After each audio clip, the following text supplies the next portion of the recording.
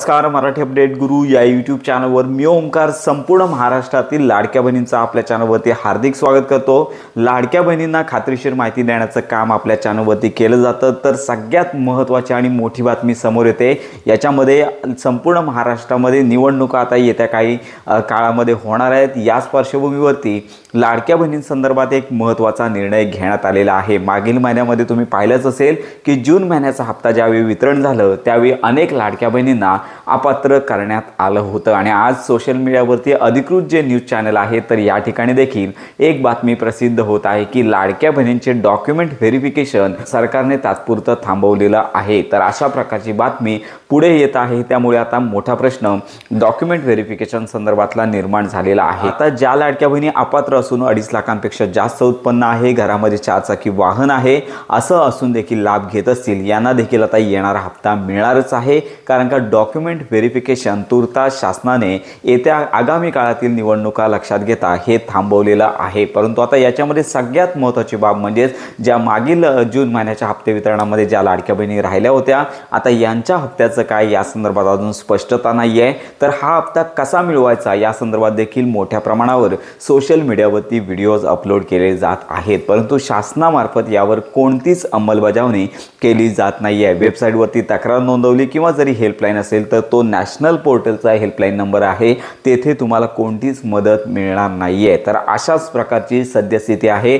यामध्ये सगळ्यात महत्त्वाची बाब म्हणजेच एका रेशन कार्डवरती 2 पेक्षा जास्त लाडक्या बहिणी लाभ घेत आहेत, यांचा अर्ज रद्द करण्यात आला। अशा लाडक्या बहिणी आपल्याला विचारत आहेत की हा हप्ता परत कसा मिळेल। तर त्यांना एकच विनंती की जुलै महिन्याचा हप्ता वितरण साधारणतः रक्षाबंधनाच्या पूर्वी ऑगस्ट महिन्याच्या पहिल्या आठवड्यामध्ये वितरित होणार आहे। त्यामुळे तोपर्यंत प्रतीक्षा करा, कदाचित हा हप्ता तुम्हाला एकत्रित मिळू शकतो। कारण का आता शासनाचाच डॉक्युमेंट व्हेरिफिकेशनचं जे प्रोसेस होती ती सध्या थांबवण्यात आली आहे। जास्तीत जास्त लाडक्या बहिणींना अपात्र करण्याचं काम डॉक्युमेंट व्हेरिफिकेशनमधून केलं जाणार होतं, आता ते निवडणुकांमुळे सद्यस्थितीमध्ये थांबवण्यात आलेलं आहे। त्यामुळे आता तरी लाडक्या बहिणीचे डॉक्युमेंट व्हेरिफिकेशन तुर्तास होणार नाही आहे। त्यामुळे सध्या तरी आता ज्या लाडक्या बहिणींना मागील हप्ता आलेला आहे यांना येणारच आहे, परंतु ज्यांना हप्ता आला नव्हता त्यांनी देखील जुलै महिन्याच्या हप्ते वितरणापर्यंत प्रतीक्षा करायची आहे। कारण का अपात्र बहिणींना हप्ते मिळवण्यासाठी काय करायचं याची अधिकृत माहिती शासनाने दिलेली नाही।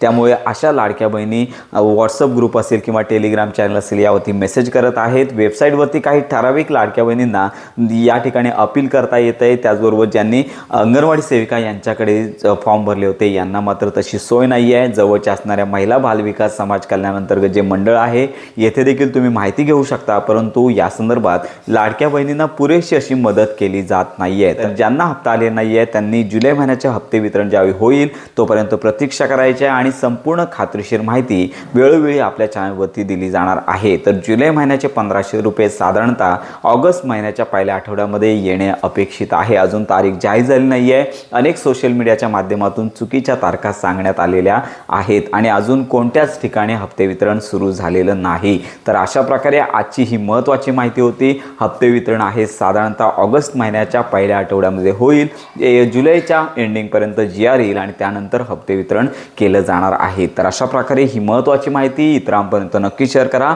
मुख्यमंत्री माझी लाडकी बहीण योजनेसंदर्भात खात्रीशीर माहिती करता आपल्या मराठी अपडेट गुरु या यूट्यूब चॅनलच्या कनेक्टमध्ये राहा।